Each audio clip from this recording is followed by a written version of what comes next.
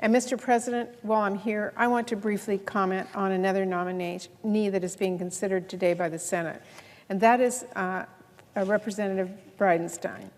Since he was nominated to be administrator of the National Aeronautics and Space Administration, I have been expressing very strong and very serious concerns. And I wanted to come to the floor today to once again call on my colleagues to reject this nomination and to call on President Trump to send us a nominee that is worthy of the great legacy and incredible potential of our civil space program.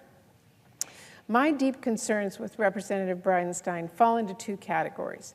First of all, his fitness for leadership of an agency that is steeped in science, given his clear lack of understanding of basic scientific issues. And secondly, his ability to lead an inclusive and forward-looking agency, given his history of hateful, demeaning, and divisive comments and positions. First, let me talk about on his fitness to lead this agency. Mr. President, NASA is an agency that is committed to science, exploration, technology, and innovation. Over the years, it has employed some of the most brilliant scientists in the world, focused on the most cutting-edge research, with an eye towards exploring new frontiers, expanding human knowledge, and increasing our understanding of this world and beyond. It was this commitment to science and innovation that allowed NASA to catch up with the Russians and launch a satellite into space. It was this openness to innovation that allowed NASA to cast humanity's eyes with greater clarity than ever before, far beyond our solar system, with the launch of the Hubble telescope. It was this focus on innovation and exploration that allowed NASA to put a man on the moon, 12 of them, in fact. And Mr. President, the list goes on. Without a commitment to science, NASA would not have succeeded. And if that commitment doesn't continue, it will fail.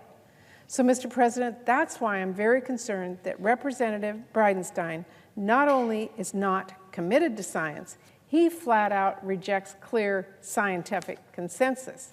As I've said before, in a June 2013 speech he delivered on the floor of the House of Representatives, Representative Bridenstine repeated the debunked claim that, quote, global temperatures stopped rising 10 years ago. And a March 2013 tweet from him failed to recognize the difference between local weather conditions and the broader planetary climate. That is a basic scientific concept. And those are just a couple of examples. And this may be just one issue, but it is really telling. And I believe that Representative Bridenstine's failure to accept fundamental scientific truths about Earth's climate will make him an ill-suited and dangerous choice to lead an agency with science at its core. Secondly, Mr. President, is my concern about his ability to lead an inclusive and forward-looking agency, given his history of hateful, of demeaning, and divisive comments and positions. I've noted this before, but it bears repeating. Representative Bridenstine has openly expressed his opposition to the rights of LGBTQ individuals, of immigrants, and of women. In May 2013, he gave a speech and suggested that LGBTQ people were immoral. He said, quote, some of us in America still believe in the concept of sexual morality.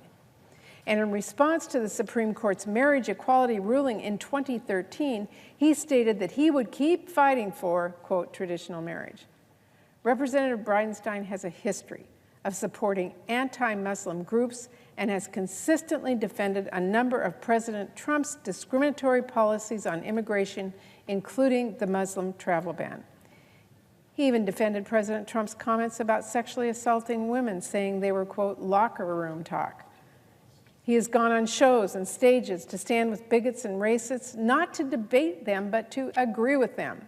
And that list goes on. Representative Bridenstine is not someone who should be put in charge of NASA's diverse workforce. In 2016, NASA announced that for the very first time, fully half of their new astronaut trainees were women. I mentioned before, NASA has sent 12 men to the moon. Well, we may be on track for a woman to be the first American to plant her feet on Mars.